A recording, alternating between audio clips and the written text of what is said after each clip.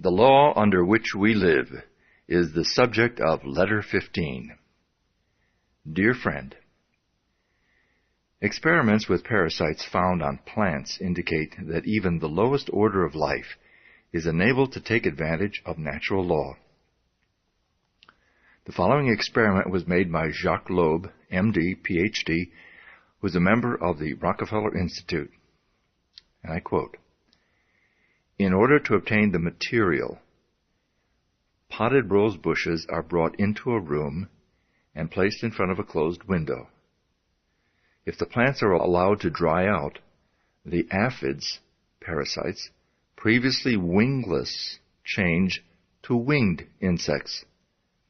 After the metamorphosis, the animals leave the plants, fly to the window, and then creep upward on the glass." End of quote. It's evident that these tiny insects found that the plants on which they had been thriving were dead, and that they could therefore secure nothing more to eat and drink from this source. The only method by which they could save themselves from starvation was to grow temporary wings and fly, which is what they did. Experiments such as these indicate that omniscience, as well as omnipotence, is omnipresent, and that the tiniest living thing can take advantage of it in an emergency. Letter 15 will tell you more about the law under which we live. It will explain that these laws operate to our advantage, and that all conditions and experiences that come to us are for our benefit, that we gain strength in proportion to the effort expended, and that our happiness is best attained through a conscious cooperation with natural laws. The laws under which we live are designed solely for our advantage. These laws are immutable, and we cannot escape from their operation. All the great eternal forces act in solemn silence, but it is in our power to place ourselves in harmony with them, and thus express a life of comparative peace and happiness. Difficulties, inharmonies, and obstacles indicate that we are either refusing to give out what we no longer need, or refusing to accept what we require. Growth is attained through an exchange of the old for the new, of the good for the better. It is a conditional or reciprocal action, for each of us is a complete thought entity, and this completeness makes it possible for us to receive only as we give. We cannot obtain what we lack if we tenaciously cling to what we have.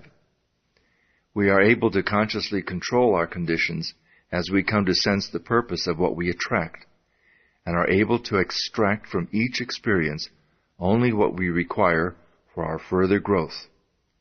Our ability to do this determines the degree of harmony or happiness we attain. The ability to appropriate what we require for our growth continually increases as we reach higher planes and broader visions, and the greater our ability to know what we require, the more certain we shall be to discern its presence, to attract it, and to absorb it. Nothing may reach us except what is necessary for our growth. All conditions and experiences that come to us do so for our benefit. Difficulties and obstacles will continue to come until we absorb their wisdom and gather from them the essentials of further growth. That we reap what we sow is mathematically exact. We gain permanent strength exactly to the extent of the effort required to overcome difficulties. The inexorable requirements of growth demand that we exert the greatest degree of attraction for what is perfectly in accord with us. Our highest happiness will be best attained through our understanding of and conscious cooperation with natural laws. Thought is creative, and the principle upon which this law is based is sound and inherent in all things. But in order to possess vitality, the thought must contain love. It is love which imparts validity to thought, and thus enables it to germinate. The law of attraction, or the law of love, for they are one and the same, will bring to it the necessary material for its growth and maturity. The first form which thought will find is language or words. This determines the importance of words. They are the first manifestation of thought, the vessels in which thought is carried. They take hold of the ether, and by setting it in motion reproduce the thought to others in the form of sound. Thought may lead to action of any kind, but whatever the action, it is simply the thought attempting to express itself in visible form. It's evident, therefore, that if we wish desirable conditions, we can afford to entertain only desirable thoughts. This leads to the inevitable conclusion that if we wish to express abundance in our lives, we can afford to think abundance only, and as words are only thoughts taking form, we must be especially careful to use nothing but constructive and harmonious language, which when finally crystallized into objective forms, will prove to our advantage. We cannot escape from the pictures we incessantly photograph on the mind. And this photography of erroneous conceptions is exactly what is being done by the use of words when we use any form of language which is not identified with our welfare. We manifest more and more of life as our thought becomes clarified and takes higher planes. This is obtained with greater facility as we use word pictures that are clearly defined and relieved of the conceptions attached to them on lower planes of thought.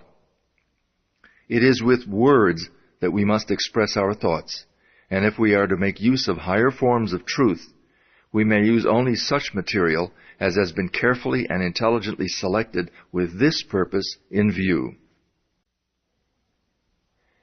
This wonderful power of clothing thoughts in the form of words is what differentiates man from the rest of the animal kingdom.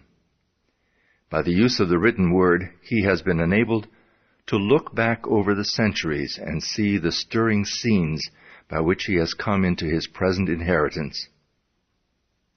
He has been enabled to come into communion with the greatest writers and thinkers of all time, and the combined record which we possess today is therefore the expression of universal thought as it has been seeking to take form in the mind of man.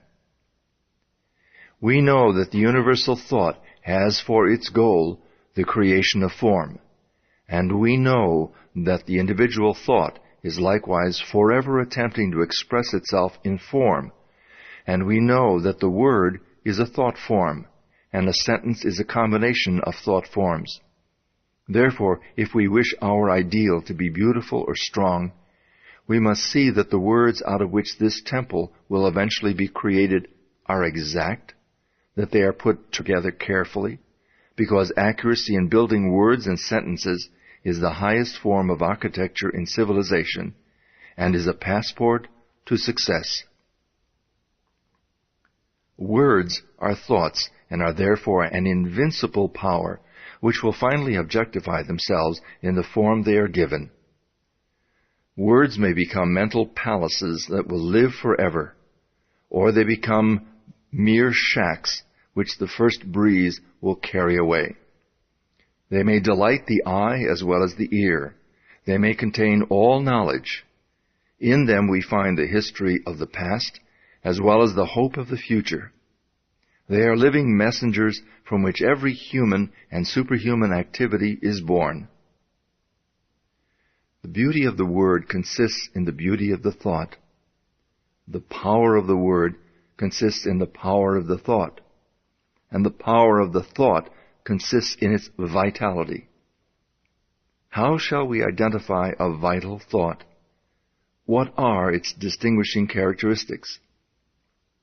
It must have principle, but how shall we identify principle? There is a principle of mathematics, but none of error. There is a principle of health, but none of disease. There is a principle of truth, but none of dishonesty. There is a principle of light, but none of darkness. And there is a principle of abundance, but none of poverty. How shall we know that this is true? Because if we apply the principle of mathematics correctly, we shall be certain of our results. Where there is health, there will be no disease. If we know the truth, we cannot be deceived by error. If we let in light, there can be no darkness. And where there is abundance, there can be no poverty. These are self-evident facts. But the all-important truth that a thought-containing principle is vital, and therefore contains life, and consequently takes root, and eventually but surely and certainly displaces the negative thoughts, which by their very nature can contain no vitality, is one which seems to have been overlooked. But this is a fact which will enable you to destroy every manner of discord, lack, and limitation. There can be no question but that he who is wise enough to understand will readily recognize that the creative power of thought places an invincible weapon in his hands and makes him a master of destiny. In the physical world, there is a law of compensation, which is that the appearance of a given amount of energy anywhere means the disappearance of the same amount somewhere else. And so we find that we can get only what we give. If we pledge ourselves to a certain action, we must be prepared to assume the responsibility for the development of that action. The subconscious cannot reason. It takes us at our word. We have asked for something, we are now to receive it. We have made our bed, we are now to lie in it. The die has been cast. The threads will carry out the pattern we have made. For this reason, insight must be exercised so that the thought which we can entertain contains no mental, moral, or physical germ which we do not wish objectified in our lives. Insight is a faculty of the mind whereby we are enabled to examine the facts and conditions at long range, a kind of human telescope. It enables us to understand the difficulties as well as the possibilities in any undertaking. Insight enables us to be prepared for the obstacles which we shall meet. We can therefore overcome them before they have any opportunity of causing difficulty. Insight enables us to plan to advantage and turn our thought and attention in the right direction, instead of into channels which can yield no possible return.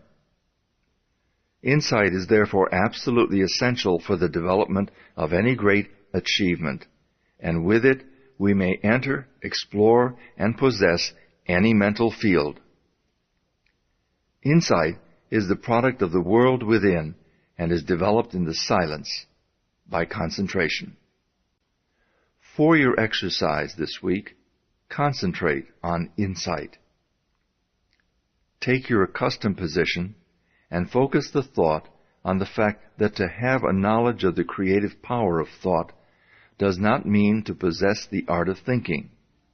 Let the thought dwell on the fact that knowledge does not apply itself, that our actions are not governed by knowledge, but by custom, precedent, and habit.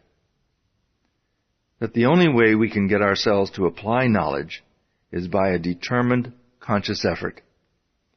Call to mind the fact that knowledge unused passes from the mind, that the value of the information is in the application of the principle. Continue this line of thought until you gain sufficient insight to formulate a definite program for applying this principle to your own particular problem.